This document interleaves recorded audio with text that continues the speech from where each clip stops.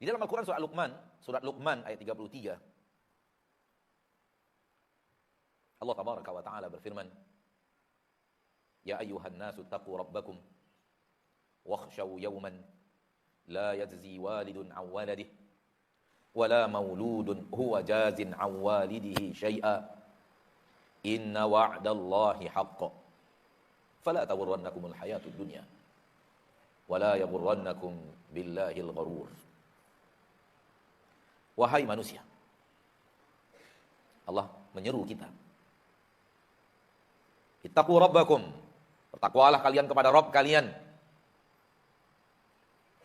Takwa kepada Allah, patuh perintahnya, hindari larangannya. Wakhshaw yawman la yajzi walidun an waladih, takutlah kalian kepada hari di mana pada hari itu seorang ayah tak bisa berbuat apa-apa untuk anaknya. Wala mauludun huwa jazin an walidihi syai'a, tidak juga seorang anak tetap tidak mampu berbuat apapun untuk ayahnya. Inna wa'dallahi haqq, sesungguhnya janji Allah ini akan ada hari yang seperti ini adalah sesuatu yang sangat haqq, benar adanya. Bukan hanya semata-mata peringatan-peringatan bahaya agar kalian takut, tapi dia pasti suatu saat akan tiba hari itu. Janji Allah akan mendatangkan hari yang seperti ini adalah janji yang benar-benar hak, janji yang benar-benar difahami ya, yang benar-benar hak, tidak ada keraguan di dalamnya. Tujuan hidup kita apa? Kenapa Allah ciptakan kita? Untuk beribadah kepada Allah. Dan lihatlah, sibuknya manusia dengan dunia, sibuknya manusia mencari harta, sibuknya manusia mencari fasilitas dunia, membuat mereka lalai beribadah, malas beribadah, atau tidak beribadah sama sekali. Saya tidak bicara individu per individu, mungkin ada orang yang tidak seperti itu, tapi jumlahnya minim, sedikit. Kita bicara hukum mayoriti, hukum mayoritas yang kita lihat dari manusia dan kita pelajari dari ayat-ayat Allah tabaraka wa ta'ala seperti itu. Saya ada sedikit kalimat yang sedikit keras memang untuk orang-orang ibu kota, tapi saya nggak tahu saya keluarkan apa enggak ya. Nanti ada yang baper-baperan. Keluar apa enggak? Kalau orang daerah enggak. Tapi karena kita sering melihat kondisi ibu kota, sehingga kita, wah Masya Allah, seperti ini, sampai seperti ini ya gitu. Soal mencari nafkah, mencari harta dunia.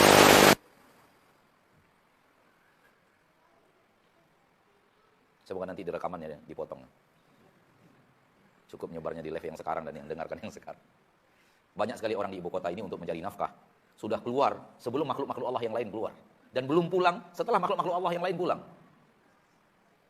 Paham? Yang lain belum pada keluar, dia udah pada keluar tuh makhluk-makhluk. Makhluk Allah yang lain belum pada keluar untuk cari nafkah, mereka udah keluar dari rumahnya. Makhluk yang lain sudah pada kembali ke sarangnya, dia belum pulang juga cari nafkah. Tapi kalau orang daerah enggak. Ya karena tuntutan keadaan. Ya kan? Tuntutan keadaan. Ya orang daerah keluar rumah jam 7. Jam 7 kurang seperempat, karena memang tidak macet di tengah-tengah mereka. Pulang jam 5 baru sudah sampai di rumah. Seperti itu. Dan dikerjakan manusia tugas-tugas berat itu untuk mencari nafkah. Ala kulli hal, kita tidak bicara tentang mencari nafkahnya, kita berbicara tentang hartanya. Begitulah manusia bisa melalaikan manusia dari menjalankan tugas yang hakiki yang diberikan oleh Allah tabaraka wa taala kepadanya di dunia untuk kehidupannya di akhirat, lalai karena harta. Kadang-kadang kita keluar sebelum sholat subuh, dan karena ingin ada kajian di suatu masjid setelah sholat subuh, sehingga kita harus keluar rumah dan melewati beberapa pasar subuhnya kaum muslimin. Ya, kita menyaksikan orang-orang sudah pada sibuk di pasar itu. Pedagang-pedagang itu mulai dari yang dagangannya bal-balan sampai dagangan kaki limanya sudah sibuk di pasar. Dan entah dari jam berapa mereka mulai berkumpul, Anda juga tidak tahu. Yang saya pikirkan, ini orang yang cari harta subuh di pasar ini sholat subuh apa enggak sih? Kalau tidak sholat subuh, alangkah ruginya. Dapat yang sedikit, tinggal sholat subuh yang luar biasa besar pahalanya, kekayaan di akhiratnya.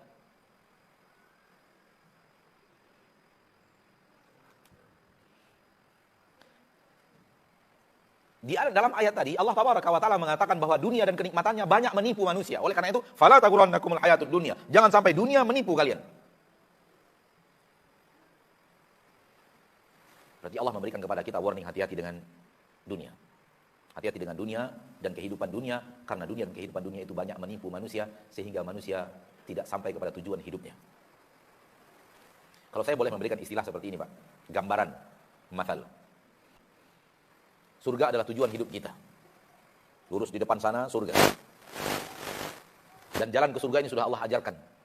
Jalan ketaatan, sholat, puasa, membaca Al-Quran, bertauhid, tempat pertama, tauhid. Mengesahkan Allah, tidak menyekutukan Allah. Bersedekah, berbakti kepada orang tua, jujur, amanah, menutup aurat, menjaga aib orang lain. Semuanya sudah diajarkan Allah. Jalan ke surga sudah diajarkan oleh Allah Subhanahu wa taala. Ini dia jalannya. Tempuh jalan ini. Kalau jalan ini Anda tempuh, Anda sampai ke tujuan hidup Anda, yaitu surga Allah tabaraka wa taala rabbul izzati wal jalalah. Di surga Allah kelak Anda akan bertemu dengan Allah. Oleh karena itu Allah menyebut agama ini jalan. Jalan menuju Allah. Di beberapa ayat di dalam Al-Quran Allah mengatakan seperti itu. Faman syaa'a ittakhadha ila rabbih sabila. Barang siapa yang mau, silakan dia mengambil jalan, menempuh jalan menuju Rabb-nya. Jalan menuju Rabb-nya. Berarti agama ini adalah jalan. Di ujung jalan itu ada pertemuan dengan Allah. Maka saya memberikan permisalan, silakan gambarkan dengan gambaran-gambaran di logika kita masing-masing, di pikiran kita masing-masing. Jalannya adalah sholat, ada jujur, ada menutup aurat, ada amanah, terus jalan beraneka ragam, membaca Al-Quran, memberi santunan anak yatim, membangun macam-macam pengajian, mengamalkan, dan terdepan di dalamnya adalah tauhid. Ini adalah jalan yang kalau kita tempuh jalan ini, kita tempuh jalan ini, insya Allah jalan inilah yang akan mengantarkan kita kepada surga. Di dalam surga kita akan bertemu dengan Allah yang menciptakan kita, Allah yang memang kita tuju untuk pertemuan dengannya dengan menempuh jalan ini. Baik. Di kiri kanan jalan itu ada dunia. Kiri kanannya ada dunia. Jadi ketika kita berjalan, lihat ke kiri, ada himbauan kenikmatan dunia. Menggoda kita untuk melenceng, untuk menikmatinya. Kalau kita masuk dalam kenikmatan itu, minimal lalai jalan ke surga itu.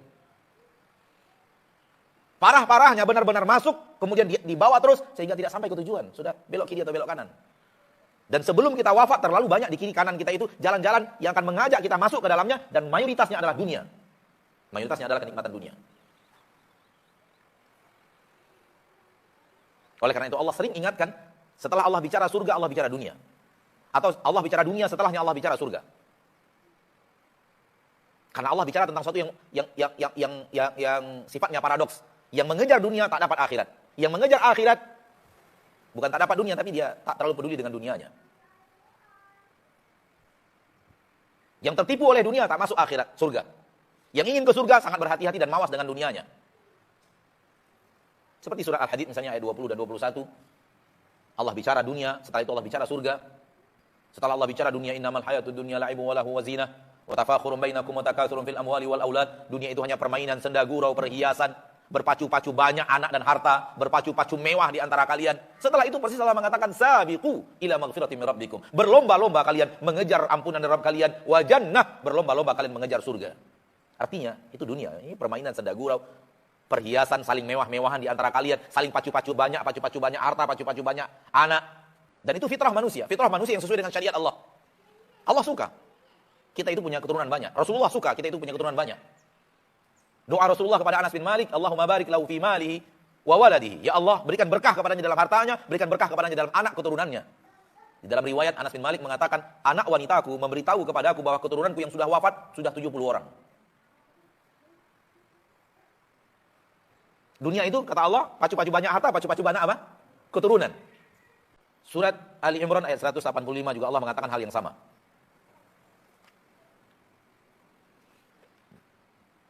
Kullu nafsin dha'iqatul maut wa innama tuwaffawna ujurakum yawmal qiyamah faman zuhziha 'anil nari wa udkhilal jannata faqad faz wa mal hayatud dunya illa mata'ul ghurur. Setiap yang bernyawa pasti akan merasakan kematian dan akan diberikan kepada kalian ganjaran amal kalian pada hari kiamat. Barang siapa yang dijauhkan dari neraka, dimasukkan ke dalam surga, sungguh dia telah beruntung. Lihat, setelah Allah bicara surga, Allah katakan apa? Wa mal hayatud dunya illa mata'ul ghurur. Tidaklah kenikmatan dunia, kehidupan dunia kecuali kenikmatan yang banyak sekali menipu. Al-ghurur banyak sering menipu.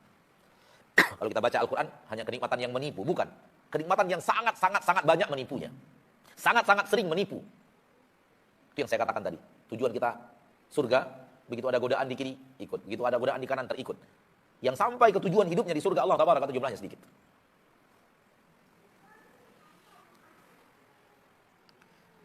Sudah kita katakan tadi, di awal muqaddimah, Rasul adalah suri tauladan yang terbaik. Dan tidak ada yang akan lebih baik, lebih daripada Rasul kita tercinta Muhammad sallallahu alaihi wasallam. Dan semua kita yang sudah rajin hadir di pengajian, tahu persis bagaimana Rasul kita berhadapan dengan dunia.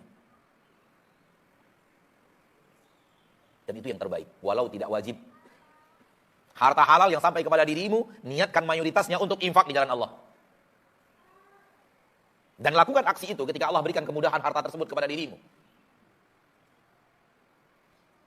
Namun jangan lupakan dunia, tetap kewajiban dunia tetap dikerjakan. Tetapi contoh dari Nabi mayoritasnya lebih kepada akhirat dibanding kepada dunia. Logikanya apa? Logikanya adalah ketika Allah berikan kepadamu harta, simpankan untuk akhirat lebih banyak daripada yang dipertahankan untuk di dunia. Dan itu yang dilakukan Rasul kita tercinta Muhammad sallallahu alaihi wasallam. Biografi dari Rasul kita, sirah dari Rasul kita tercinta, sifat Rasul kita, begitu dapat harta, deposito akhirat. Nah, kalau istilah deposito sangat masyhur sekarang. Depositokan untuk akhirat. Infakkan, deposito akhirat. Ambil sebahagiannya untuk dunia, sisanya depositokan untuk akhirat, untuk akhirat, untuk akhirat. Mana nama akhirat itu? Namanya masjid. Mana nama akhirat itu? Pondok pesantren. Mana nama akhirat itu? Orang tua kita, kakak kita, adik kita, saudara kita, orang miskin, syiar dakwah dan semacamnya. Itu deposito akhirat semuanya. Yang Allah katakan di dalam Al-Quran, yang seperti itu bagaikan orang yang meminjamkan harta kepada Allah. Orang yang berinfak di jalan Allah, Allah istilahkan di dalam Al-Quran, meminjamkan harta kepada Allah. Lihat Al-Quran surat Al-Muzammil ayat yang terakhir. Al-Quran surat Al-Muzammil ayat yang terakhir. Allah Tabaraka wa Ta'ala berfirman, dan ayatnya panjang, yang kita maksud adalah bahagian terakhir daripada ayat tersebut. Allah Tabaraka wa Ta'ala mengatakan, wa aqimus salata, wa atuz zakata, wa aqridullaha qardan hasana. Dirikanlah salat wahai manusia, tunaikanlah zakat wahai manusia, dan pinjamkan hartamu kepada Allah pinjaman yang baik. Apa maksud pinjamkan kepada Allah? Infakkan harta itu. Dan orang yang menginfakkan harta bagaikan orang yang meminjamkan hartanya kepada Allah. Allah pasti bayar enggak? Pasti bayar. Enggak mungkin Allah enggak bayar. Maka orang yang berinfak, harta itu balik kepadanya. Dan Allah ketika membayar, enggak membayar sejumlah pinjaman, tapi dilipat gandakan. Berapa persen Allah lipat gandakan? Berapa persen Allah lipat gandakan? Hah? Minimal 10 kali lipat. 10 kali lipat itu berapa persen? 1000%. Di mana sekarang orang meminjam uang baliknya 1000% coba? Minimal loh. 100% aja udah hebat. Itu minimal. Mayoritas tingkat tingginya yang pernah Allah sebut di dalam Al-Quran, Allah balikkan berapa persen? 700 kali itu berapa persen? Berapa persen? Berapa? 70.000%. 700 kali lipat, tambah 02. 70.000. Itulah Rasul kita tercinta Muhammad SAW. Harta beliau lebih banyak untuk deposito akhirat.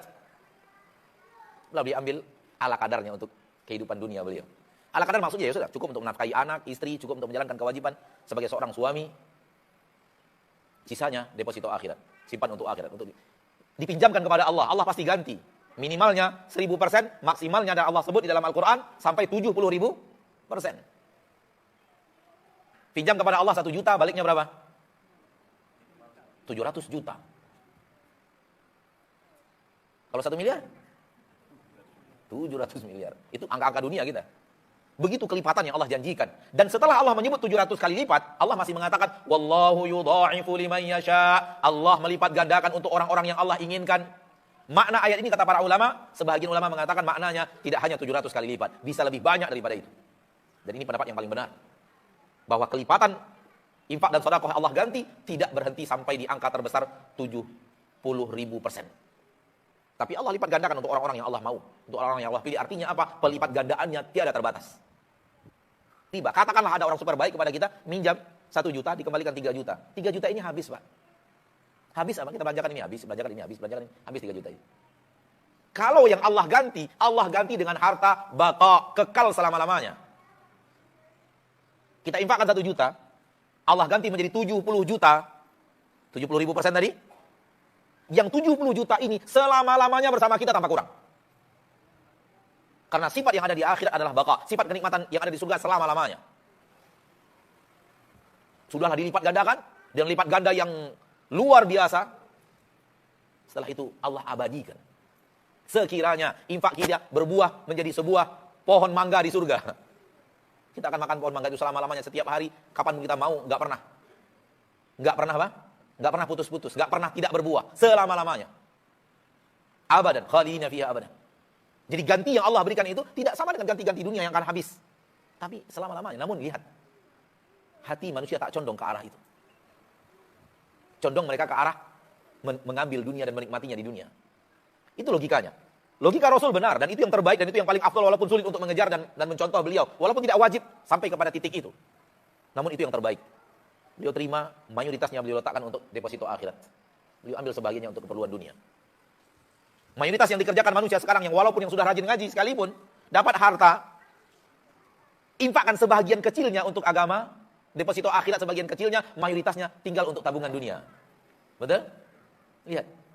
Lihat kenapa Allah bicara dunia, harta untuk itu. Karena memang sulit, hati manusia sulit melakukan itu. Sehingga diberikan penekanan, diberikan berulang-ulang peringatan, mayoritas manusia seperti itu. Dan itu juga tidak dosa, asal diambil dari cara yang halal, tidak dosa. Akan tetapi, sifat yang sangat berbeda 180 derajat dengan sifat Rasul kita tercinta SAW. Kita bicara harta halal nih, Rasul dapat harta halal, mayoritasnya untuk akhirat. Disisakan sebagian kecil untuk dunianya. Kita sekarang ini, dapat harta, mayoritasnya kita sisakan untuk tabungan dunia kita, sebagian kecilnya untuk tabungan akhirat. Mana yang lebih benar cara logika berpikirnya? Kita atau Rasul kita tercinta? Mana yang lebih enak mengamalkannya? Kita apa yang Rasul kita tercinta? Itu yang kita katakan tadi. Lihat hadis Nabi. Jalan surga dipenuhi dengan hal yang tidak disukai. Harta yang kita tumpuk ini, kita tumpuk ini, kita tumpuk ini, kita tumpuk ini, pasti akan kita tinggal. Ya, ditumpuk. Setelah menggudang, setelah menggunung, ditinggal. Betul tidak? Harta yang kita tinggal, ma'asyarul muslimin, hisabnya kita yang tanggung, harta itu orang yang nikmati. Di akhirat tidak ada guna harta itu. Allah berfirman dalam Al-Quran, surat Asy-Syu'ara kalau saya tidak salah, yauma la yanfa'u malun wala banun illa man atallaha biqalbin salim. Pada hari tidak ada berguna lagi harta, tidak ada lagi berguna keturunan. Anda di dunia berpacu-pacu harta, tidak ada guna harta itu di akhirat. Anda di dunia berpacu-pacu keturunan, tak ada guna keturunan itu di akhirat. Tak bisa memberikan apapun. Illa man atallaha biqalbin salim. Akhirat itu yang bermanfaat adalah orang yang datang kepada Allah dengan hati yang selamat. Hati selamat daripada syahwat, sehingga tidak melanggar syariat. Dan hati yang selamat daripada syahwat, sehingga tidak mengikuti nafsu-nafsunya. Untuk menikmati yang diharamkan Allah, yang sesuai dengan hawa nafsu itu. Maka berhati-hatilah terhadap dunia. Wahai kaum muslimin dan kaum muslimat, nasihat ini saya berikan kepada diri saya sendiri. Sebelum saya memberikannya kepada anda, saudaraku, saudariku, kaum muslimin dan muslimat. Hidupkan di dalam hari kita semangat untuk berjuang untuk agama Allah dengan apa yang Allah berikan kepada kita. Allah berikan kepada kita waktu, berjuanglah dengan waktu itu untuk agama Allah. Allah berikan kepada kita harta, berjuanglah untuk akhirat, untuk agama kita. Dan apa yang kita lakukan perjuangan itu adalah bekal akhirat kita. Kita tumpuk untuk akhirat kita. Bukan hal yang hilang. Di sisi Allah tidak ada yang sia-sia amal sekecil apapun. Walau hanya, kata Nabi SAW, mengambil rambut kecil di masjid dan dibuang keluar masjid. Di sisi Allah akan ada ganjarannya. Kata Nabi SAW dalam hadis yang sahih, tu'radu alayya ujuru ummati hatta al-qudatu yukhrijuha ar-rajulu minal masjid. Dipertontonkan kepadaku, diperlihatkan kepadaku, kata Nabi SAW, apa pahala-pahala yang didapatkan oleh umatku. Pemberian anugerah dari Allah yang Maha Pengasih, Maha Penyayang. Sampai diperlihatkan kepadaku pahala, ganjaran yang didapatkan oleh seorang lelaki yang mengambil sebuah bulu kecil di masjid, lalu dikeluarkan dari masjid. Itu ada pahalanya, ada ganjarannya di sisi Allah, apalagi yang lebih kecil, apalagi yang lebih besar daripada itu. Yang sekecil itu saja, di sisi Allah ada ganjarannya, ada diperlihatkan kepada Nabi kita tercinta SAW. Ini yang didapatkan oleh seorang muslim dan muslimah kalau dia mengambil suatu kotoran seperti itu, Pak. Coba lihat, Pak. Kotoran enggak? Ah, benar. Oh, melekat dia, Masya Allah. Itu melekat. Itu melekat enggak? Coba lihat. Ah, tuh sini. Sini, Pak. Nah, benang-benang kecil begini. Tadi nampak tuh di masjid. Situ. Nampak kita di masjid, kita ambil, kita buang keluar masjid. Buang, Pak. Buang keluar masjid. Itu ada pahalanya di sisi Allah. Buang, masuk kantong. Ya, nanti buang bersama antum ya. Iya, serius. Itu diperlihatkan kepada Nabi. Ini yang didapatkan oleh umatmu yang melakukan itu. Nampak sesuatu di masjid, kotor, ambil, taruh di kantong untuk dibawa keluar, nanti keluar masjid. atau dibuang langsung keluar masjid, itu ada pahalanya. Yang sekecil itu saja, Allah tidak biarkan perbuatan kecil itu tanpa ganjaran dari Allah yang Maha Pengasih lagi Maha Banyak, apalagi yang lebih besar daripada itu. Maka mari gunakan nikmat dunia yang Allah berikan kepada kita, tidak kita untuk simpan-simpan di dunia kemudian kita tinggalkan, namun kita depositokan untuk akhirat kita. Karena harta itu ketika kita akan mati sudah tidak ada gunanya lagi. Jangankan mati, sakit aja sudah tidak ada gunanya. Orang yang hartanya melimpah ruah namun sakit, dia sudah pasti tidak akan merasakan lagi nikmatnya harta itu. Jangankan sakit, sehat, tapi harta itu sudah terlalu banyak, nggak ada juga nikmatnya. Nikmat itu, harta itu kapan? Ketika kita nggak dapat, jadi dapat. Itu nikmat. Setelah banyak menumpuk, nggak hilang nikmatnya. Dan itu banyak sekali kita temukan di tengah kaum muslimin. Yang orang sudah kehilangan nikmat memakai harta. Kenapa? Sudah terlalu banyak di sisinya.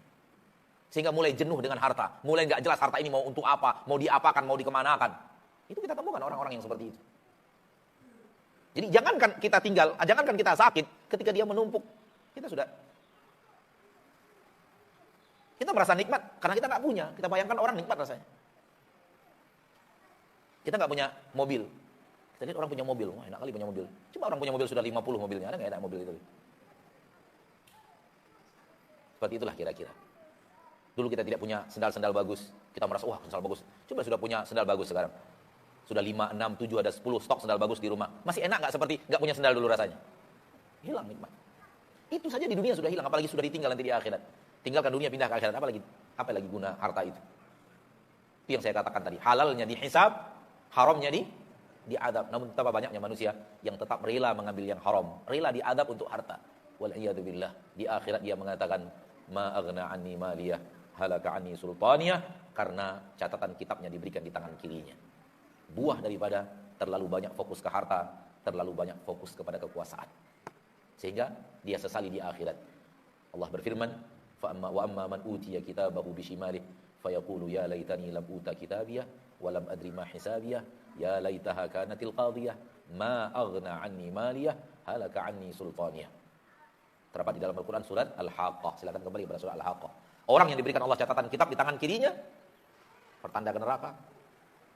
Fayaqulu ya laitani lam uta kitabiyah. Ketika itu dia teriak-teriak mengatakan, andai aku tidak mendapatkan kitab. Andai aku tidak diberikan catatan kitabku ini. Fayaqulu ya laitani lam uta kitabiyah wa lam adri ma hisabiyah. Andai aku tidak bertemu dengan hari berhisabku. Ya laitaha kanatil qadiyah. Andai yang ada setelah ini hanyalah kematian. Mereka ingin mati, enggak mau hidup. Ingin mati, memilih mati. Di dunia ini memilih hidup. Di akhirat pilih mati mereka. Lalu apa yang mereka katakan? Ma aghna anni maliyah. Ternyata hartaku tidak bisa memberikan manfaat apapun kepadaku. Halaka anni sultaniyah. Kekuasaanku hancur dan binasa. Di dalam ayat ini Allah mengingatkan bahaya harta, bahaya kekuasaan. Membuat manusia hasilnya mendapatkan catatan kitabnya di tangan kirinya. Ini yang saya katakan tadi, teguran keras dari Allah Tabaraka wa Ta'ala. Teguran tegas dari Allah. Supaya apa? Supaya kita berhati-hati. Supaya kita berhati-hati. Tidak tergiur untuk mendapatkan yang akan memberatkan hisab kita di akhirat dengan cara yang haram. Wallahu ta'ala alam. Ini yang bisa saya sampaikan.